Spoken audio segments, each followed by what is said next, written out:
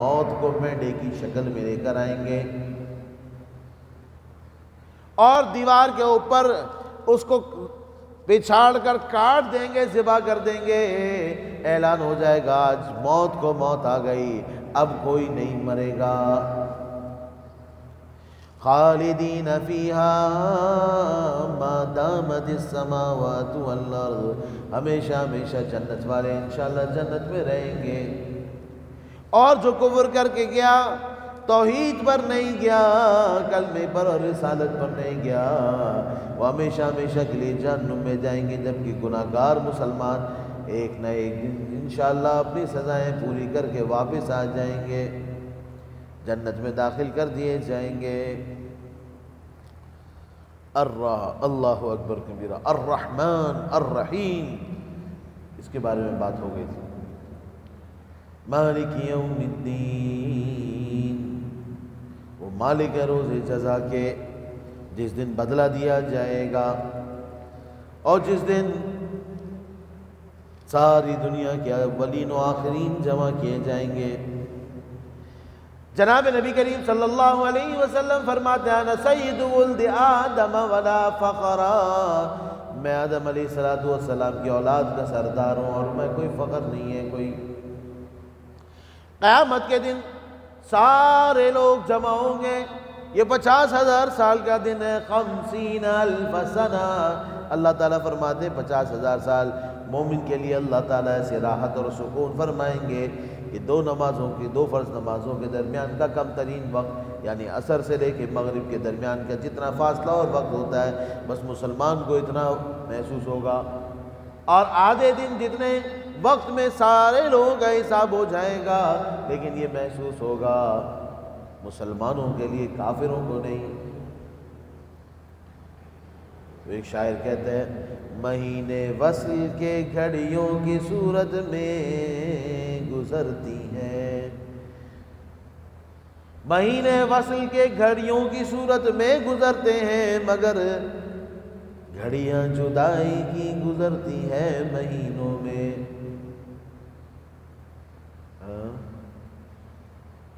جب انسان خوشی اور سکون میں ہوتا ہے تو مہینوں کے مہینے لمحوں میں گزر جاتے ہیں، دیکھتے ہی دیکھتے پورا سال ختم ہو جاتا ہے۔ میں دیکھتا ہی رہ گیا نئے رنگ صبح و شام، عمر فسانہ ساز گزرتی چلی گئی۔ صبح ہوئی شام ہوئی، صبح ہوتی ہے شام ہوتی ہے، زندگی یوں اپنی تمام ہوتی ہے۔ تو صبح شام سہولت کے ساتھ رہتا ہے انسان، پتہ ہی نہیں چلتا، لیکن مگر گھڑیاں جدائی کی گزرتی ہیں مہینوں میں۔ انتظار کی گھڑیاں بہت بھاری ہوتی ہیں، جدائی کی گھڑیاں وقت گزر ہی نہیں رہا ہوتا۔ اللہ اکبر۔ تو مسلمانوں کے لیے انشاءاللہ سکون اور آرام ہوگا، اللہ تعالیٰ نصیب فرمائے۔ سب لوگ پریشان ہوں گے، لوگ جمع ہوں گے، حدیث شریف میں آتا ہے لوگ جائیں گے آدم علیہ السلام کے پاس اور گزارش کریں گے، اے آدم آپ ہمارے ابا جان ہیں، آپ اللہ تعالیٰ سے درخواست کیجئے کہ حساب و کتاب شروع فرمائیے۔ آدم علیہ السلام فرمائیں گے میں کیسے اللہ تعالیٰ سے کہہ سکتا ہوں، اللہ تعالیٰ نے تو مجھے منع فرمایا تھا وَلَا تَقْرَبَا هَذِهِ الشَّجَرَةَ فَتَكُونَا مِنَ الظَّالِمِينَ، اس درخت کے پاس مت جانا، جنت کے درخت سے منع کیا تھا، شجر ممنوعہ سے، اور میں نے تو اس میں سے کھا لیا۔ مجھے ڈر ہے کہیں اللہ تعالیٰ آج مجھ سے اس کے بارے میں پوچھ نہ لیں۔ الہی نفسی نفسی، اللہ مجھے بچا لیجئے، مجھے بچا لیجئے۔ لوگ نوح علیہ السلام کے پاس جائیں گے اور ان سے گزارش کریں گے اے نوح آپ آدم ثانی ہیں، موجودہ تمام انسان آپ کی نسل میں سے ہیں، آپ اللہ تعالیٰ سے گزارش کیجئے حساب و کتاب شروع کیا جائے۔ نوح علیہ السلام فرمائیں گے میں نے اللہ تعالیٰ سے، ہر نبی کو اللہ تعالیٰ نے ایک دعا دی ہوتی ہے، جس کو وہ استعمال کرے وہ جو کہے گا وہ ہو جائے گا۔ میں نے تو اللہ تعالیٰ سے دعا کر کے پوری زمین کو ختم کرا دیا۔ رب لا تذر علی الارض من الکافرین دیارا، ساری دنیا طوفان نوح میں ختم ہو گئی، ایسا نہ ہو آج اللہ تعالیٰ مجھ سے پوچھ لیں تم نے ایسا کیوں کیا، الہی نفسی نفسی، اے اللہ مجھے بچا لیجئے مجھے بچا لیجئے۔ لوگ ابراہیم علیہ السلام کے پاس آئیں گے اور عرض کریں گے آپ ابو الانبیاء بنی اسرائیل ہیں، آپ خلیل اللہ ہیں، آپ اللہ تعالیٰ سے سوال کیجئے اور درخواست کیجئے کہ حساب و کتاب شروع کیا جائے۔ ابراہیم علیہ السلام فرمائیں گے میں نے 3 باتیں ایسی کی جو بظاہر ظاہر کے خلاف تھیں، فَنَظَرَ نَظْرَةً فِي النُّجُومِ فَقَالَ إِنِّي سَقِيمٌ، جب قوم والے بلانے آئے تھے میلے میں چلو، انہوں نے اوپر ستاروں کی طرف دیکھا، پھر فرمانے لگے میں بیمار ہوں، حالانکہ اس وقت بیمار نہیں تھے، طبیعت پر گرانی تھی کفر و شرک کی، لیکن بظاہر بیماری جسمانی نہیں تھی۔ اور جب انہوں نے سارا بت خانہ توڑ ڈالا اور وہ بڑا کلاڑا بڑے بت کے گلے میں ڈال دیا، لوگ آئے ابراہیم علیہ السلام کو بلایا، آپ یہاں پہ شہر میں رہ گئے تھے، بتائیں یہ کس نے کیا؟ تو ابراہیم علیہ السلام نے فرمایا فعلہم کبیرہم ھذا، یہ بڑا اسی نے کیا ہوگا، فَاسْأَلُوهُمْ إِنْ كَانُوا يَنْطِقُونَ، پوچھو اگر یہ باتیں کرتے ہیں۔ تو بت نے تو نہیں کیا تھا لیکن نسبت کر دی، اتنی سی بات سے بھی پیغمبر ڈر رہے ہیں۔ اور تیسرا، جب اپنی زوجہ کے ساتھ جا رہے تھے ظالم بادشاہ نے پوچھا یہ کون ہے؟ تو کہا یہ میری بہن ہے، اسلامی لحاظ سے تو تھی بہن۔ الہی نفسی نفسی، اے اللہ مجھے بچا لیجئے، مجھے اپنے حفظ و امان نصیب فرما دیجئے، جاؤ کسی اور کے پاس، کہیں اور جاؤ۔ لوگ جائیں گے موسیٰ علیہ السلام کے پاس اور کہیں گے آپ اللہ تعالیٰ سے گزارش کیجئے، اللہ تعالیٰ حساب کتاب شروع فرمائے، بڑا زمانہ ہو گیا، 50,000 سال کا دن ہے۔ لوگ اپنے گناہوں میں اور اپنی غلطیوں کی وجہ سے کوئی پسینوں میں ڈوب رہا ہوگا، کوئی کس طرح پریشان ہوگا، اللہ تعالیٰ اس دن یہ حفظ و امان نصیب فرمائے۔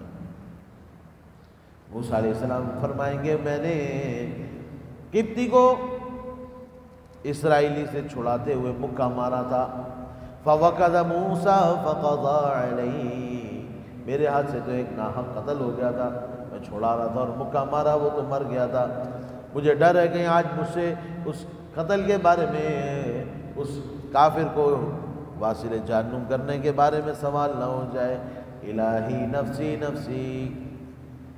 لوگ آئیں گے جناب نبی کریم صلی اللہ علیہ وسلم کے پاس اور آپ صلی اللہ علیہ وسلم سے گزارش کریں گے اے اللہ کے رسول آپ اللہ تعالیٰ سے سفارش کیجئے۔ آپ صلی اللہ علیہ وسلم فرمائیں گے ہاں میں کروں گا اور میں اس کا اہل ہوں، اور آپ صلی اللہ علیہ وسلم تشریف لے جائیں گے اور عرش کے نیچے سر بہ سجود ہوں گے، اور آپ فرماتے ہیں اللہ تعالیٰ مجھے اس وقت کچھ حمد تلقین فرمائیں گے، تعلیم فرمائیں گے جو اس سے پہلے کبھی نہیں کی، اور میں سجدہ ریز ہو کر اللہ رب العزت کے سامنے حمد کروں گا، یہاں تک کہ اللہ تعالیٰ کی طرف سے حکم ہوگا یا محمد ارفع راسک، اے پیغمبر سر اٹھائیے، سل تعطا مانگیے ملے گا، واشفع تشفع سفارش کیجئے سفارش قبول کی جائے گی، تو حساب کتاب شروع ہوگا۔ اللہ اکبر، قرآن کریم پڑھو لوگو، قرآن کریم پڑھو۔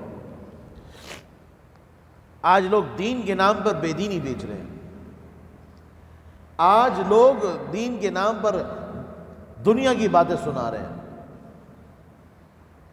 اللہ اکبر کبیرہ، افسوس تم کو میر سے صحبت نہیں رہی، لوگوں نے قرآن پڑھا ہی نہیں، لوگوں نے اصل دین سنا ہی نہیں۔ اب تو وہ واٹس ایپ اور فیس بک کا زمانہ ہے، بس اسی پر جو دیکھتے سنتے بس وہی دین ہوتا ہے، چاہے وہ صحیح ہو چاہے وہ غلط ہو، نعوذ باللہ من ذالک۔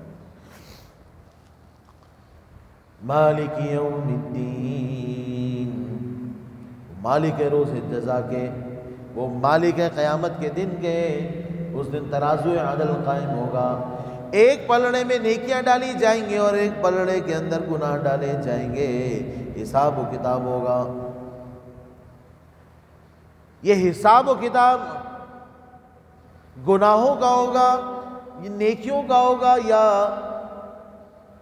بندے کو تولا جائے گا. الگ الگ اقوال ہیں، لیکن حدیث شریف میں آتا ہے ایک آدمی ایسا بھی آئے گا جس کے 90 دفاتر ہوں گے گناہوں کے. دفتر کیا ہوتا ہے؟ ایک دفتر میں بہت ساری فائلیں ہوتی ہیں، بہت سارے رجسٹر ہوتے ہیں، ہر رجسٹر میں کئی صفحے ہوتے ہیں، ایک ایک صفحے میں کئی سطریں لکھی ہوتی ہیں. 90 بڑے بڑے دفاتر آئیں گے، ایک پلڑے میں ڈال دیے جائیں گے اور دوسرے پلڑے میں ایک پرچی ڈالی جائے گی، کچھ اس کے نام اعمال میں اور کچھ نہیں ملے گا. فرشتے بتائیں گے ایک ہی پرچی ملی ہے. حکم ہوگا اچھا چلو اس پرچی کو ڈال دو. جب وہ پرچی ڈالی جائے گی تو وہ پلڑا بھاری ہو جائے گا جس میں وہ پرچی ہوگی. اس پرچی کو کھول کے دیکھا جائے گا، اس پر لکھا ہوگا اشہد ان لا الہ الا اللہ واشہد ان محمدا عبدہ ورسولہ کما قال النبی صلی اللہ علیہ وسلم. اللہ اکبر کبیرہ.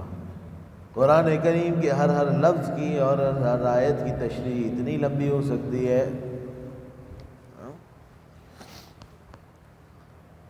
اللہ اکبر کبیرہ. یا رب لک الحمد لک الشکر لنا ما ظاہرۃ و باطنہ. میں نے اس دن آپ لوگوں کا عرض کیا تھا خواجہ عبید اللہ احرار رحمہ اللہ نے ایک کتاب لکھی ہے مدارک السالکین.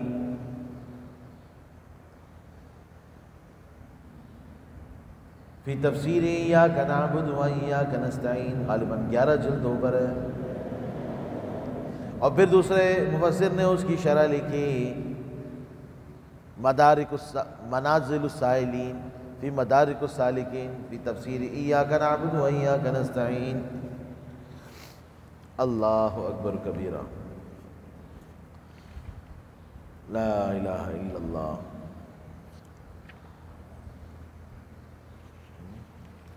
اللہ رب العزت جو خزائن کے مالک ہیں، شیخ سعدی فرماتے ہیں اے کریم کہ از خزانہ غیب گبر و ترسا وظیفہ خورداری، دوستارا کچا کنی محروم تو کے بعد دشمنہ نظرداری. مالک یوم الدین، لیکن ساتھ میں فرمایا میں مالک روز جزا کا. ایاک نعبد، اے اللہ ہم صرف اور صرف آپ کی عبادت کرتے ہیں. ایاک نعبد، اے اللہ ہم صرف اور صرف آپ کی عبادت کرتے ہیں. وَإِيَّاكَ نَسْتَعِينُ، اور صرف آپ سے مدد مانگتے ہیں. اس کو عربی میں حصر کہتے ہیں. نعبد ایاک اصل تھا، عبادت کرتے ہیں آپ کی، لیکن کبھی مقدم کو مؤخر کرنے سے حصر ہو جاتا ہے. ایاک نعبد، اے اللہ صرف اور صرف آپ کے سامنے سجدہ ریز ہوتے ہیں. اے اللہ صرف اور صرف آپ کی نظر و نیاز دیتے ہیں. ایاک نعبد و ایاک نستعین، اور اے اللہ ہم صرف اور صرف آپ سے مدد مانگتے ہیں. اے اللہ آپ کے غیر سے نہ اولاد مانگتے ہیں. اے اللہ نہ کسی اور سے نہ عزت مانگتے ہیں، نہ صحت مانگتے ہیں، نہ شہرت مانگتے ہیں. اے اللہ ہمیں پوری دنیا سے کسی سے کوئی سوال نہیں ہے. ایاک نعبد و ایاک نستعین. ایک استعانت اور مدد ہے ما تحت الاسباب، اسباب میں رہ کے، تو وہ تو انسان ایک دوسرے کا محتاج ہے. پانی دے دو، یہ دے دو، وہ دے دو، یہ پکڑا دو، ملازم سے کام کروا رہا ہے، دوست سے، بھائی سے، شاگرد سے، ماں بچے کا، بچہ ماں کا کام کر رہا ہے. یہ ما تحت الاسباب مراد نہیں ہے، ما فوق الاسباب.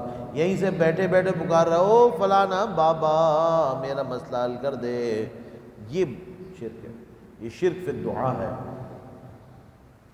ایاک نعبد، اے اللہ ہم صرف اور صرف آپ کی ہی عبادت کرتے ہیں. وَإِيَّاكَ نَسْتَعِينُ،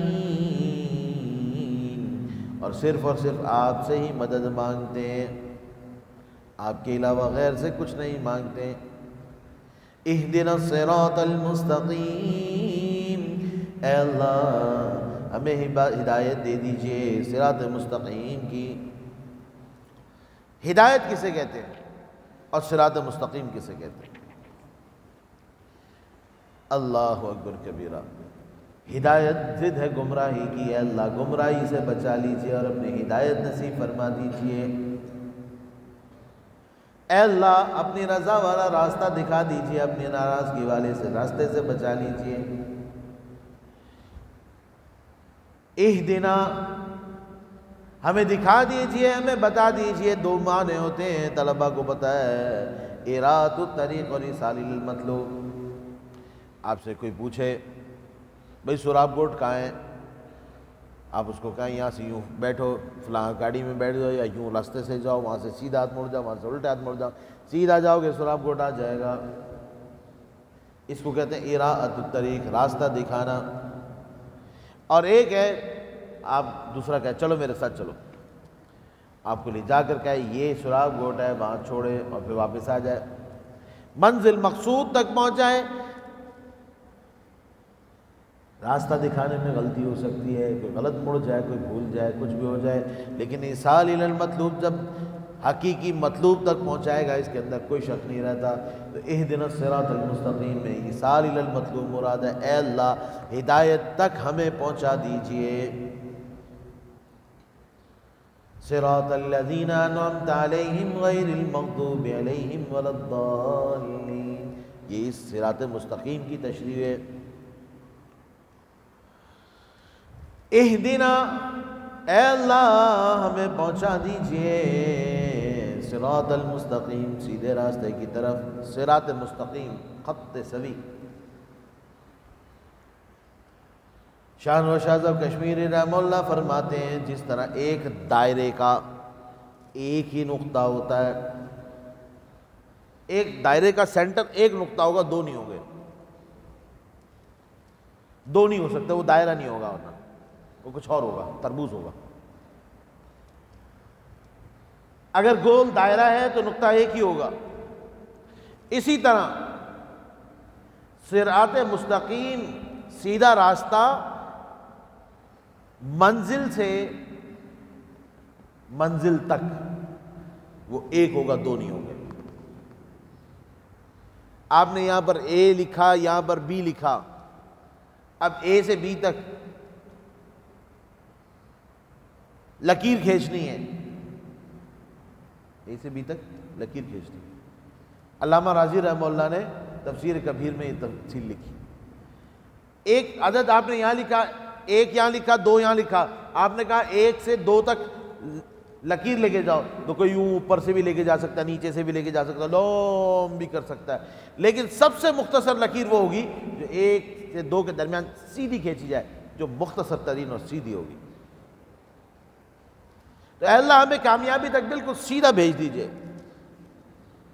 کیونکہ دو راستے اور ہیں، ایک افراد کا اور ایک تفرید کا، انتہائی سختی کا اور انتہائی نرمی کا۔ گمراہی کا راستہ بھی ہے، زیادہ سختی کا راستہ بھی ہے، دونوں غلط ہیں۔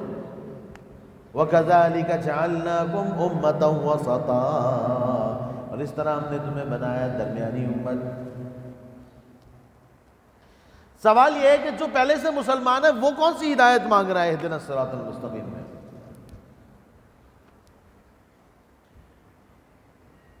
تو مسلمانوں سے کہا گیا ربنا لا تزغ قلوبنا بعد اذ ہدیتنا وہب لنا، اے اللہ ہمارے دلوں کو نہ پھیر دیجیے گا بعد اس کے کہ آپ ہمیں ہدایت دی چکے ہیں۔ اے اللہ اس ہدایت کے بعد کہیں گمراہی نہ آ جائے، اے اللہ جو آپ ہمیں ہدایت دے چکے ہیں، ربنا لا تزغ قلوبنا بعد اذ ہدیتنا وہب لنا من لدنک رحمہ انک انت الوہاب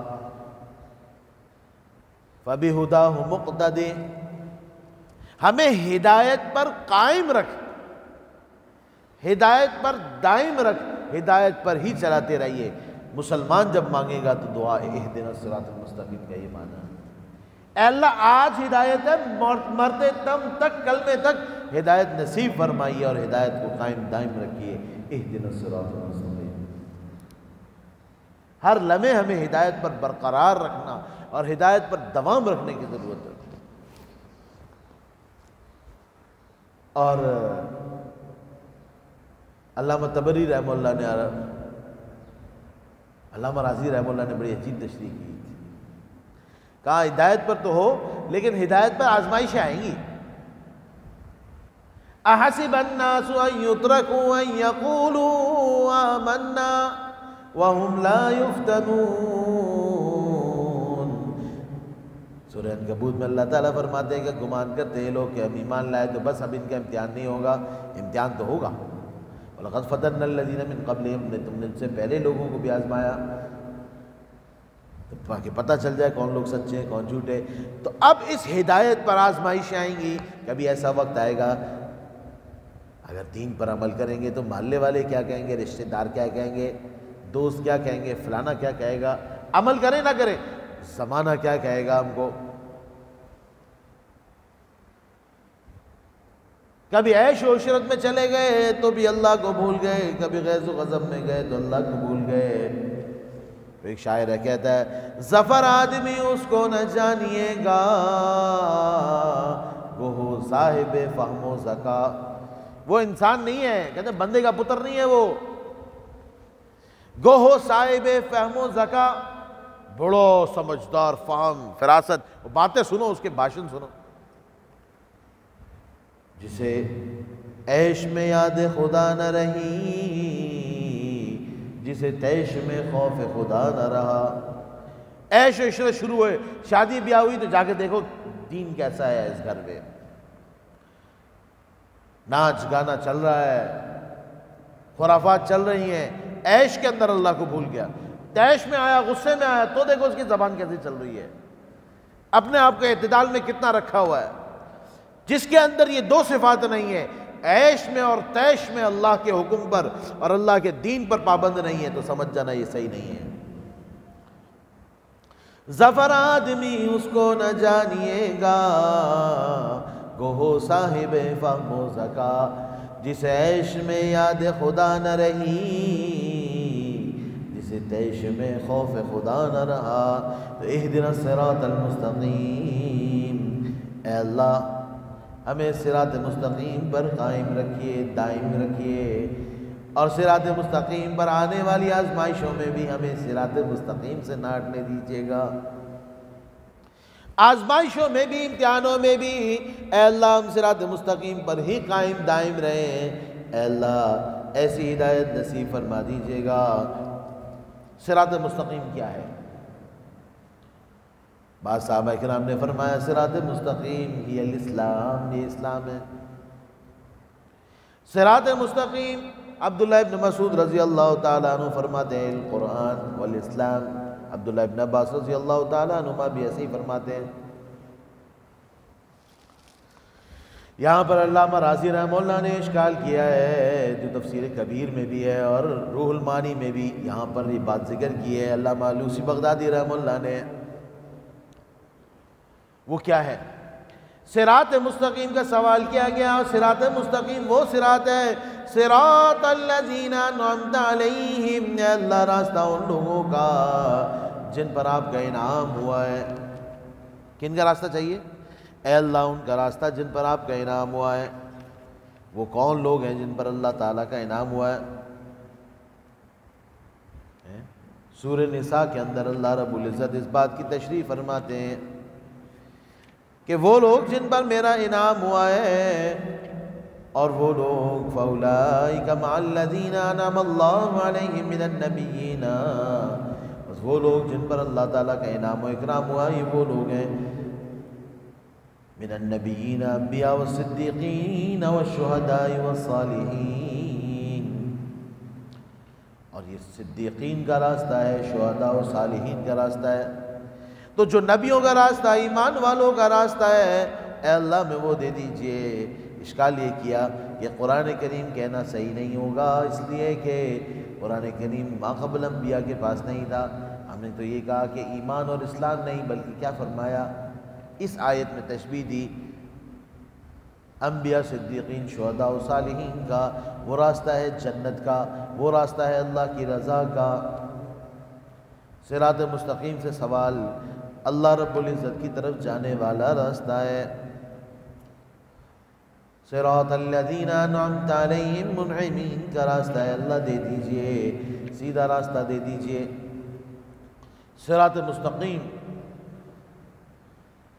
تفسیر کبیر میں بھی اور دیگر جگہوں پر بھی صراط مستقیم ہی صراط النبی و اصحابہ، صراط مستقیم صراط السنت والجماعہ، سنت اور ان کی جماعت، آپ صلی اللہ علیہ وسلم کی جماعت، اس کا راستہ ہے۔ جناب نبی کریم صلی اللہ علیہ وسلم نے فرمایا مجوس کے 70 فرقے ہوئے، یہود کے 71، مجوس کے 69، یہود کے 71، نصارہ کے، یہود کے 70، نصارہ کے 71 فرقے بنے۔ اسلام میں بھی 72 فرقے آئیں گے، کلہم فی النار، سب جہنم میں جائیں گے سوائے ایک کے۔ صحابہ کرام نے پوچھا اے اللہ کے رسول وہ کون سا ہوگا فرقہ جو جہنم میں نہیں جائے گا؟ آپ صلی اللہ علیہ وسلم نے فرمایا ما انا علیہ واصحابہ، جو میرے اور میرے صحابہ کے طریقے پہ ہوگا وہ جہنم میں نہیں جائے گا، باقی سب جہنم میں جائیں گے۔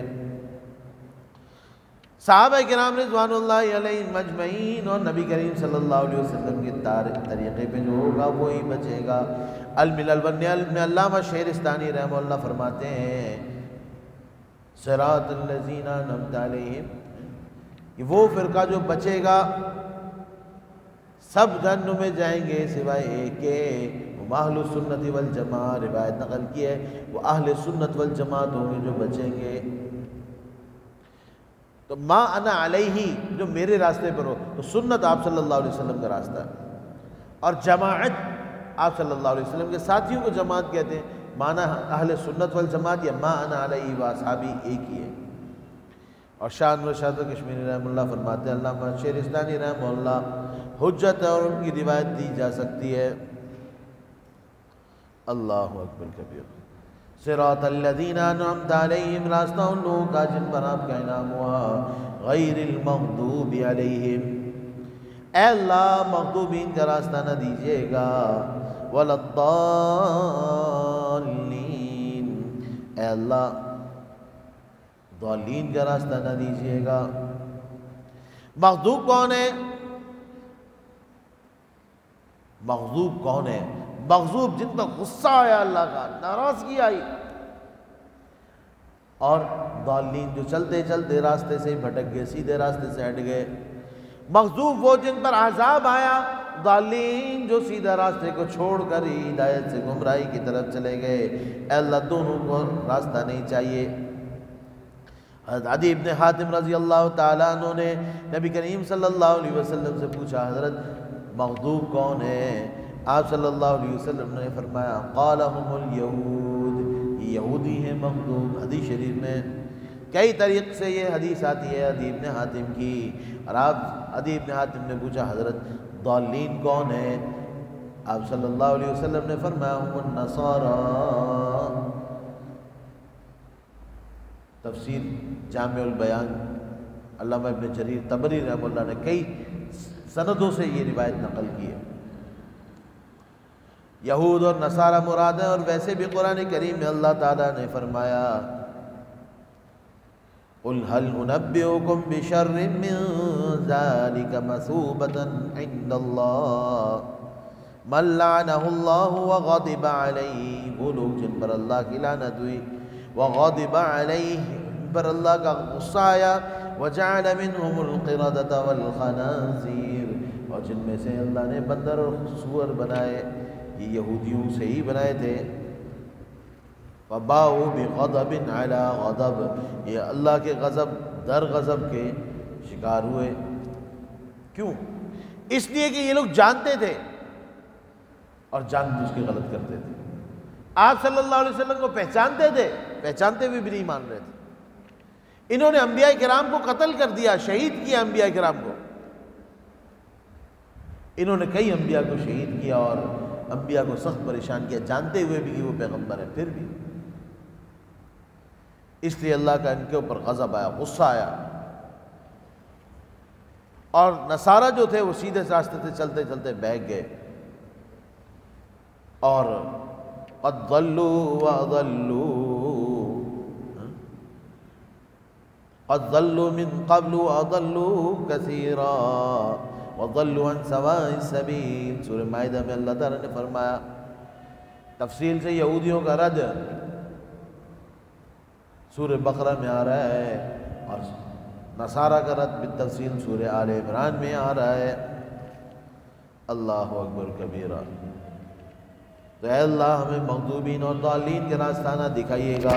غیر المغضوب علیہم، اے اللہ مغضوبین کا راستہ بھی نہیں چاہیے اور اے اللہ ضالین کا راستہ بھی نہیں چاہیے. دونوں راستوں سے اللہ، دونوں بہکنے والے راستوں سے ہمیں محفوظ فرما لیجیے. اللہ اکبر. اب زمانے میں اتنا زیادہ یہود و نصارہ کا غلبہ آ گیا کہ ہمارے نصاب سے وہ آیات ہی نکال دی گئی جن کے اندر یہود و نصارہ کا ذکر آتا ہے. کہتے اوباما جب امریکہ کا وزیر اعظم تھا وہاں آیا،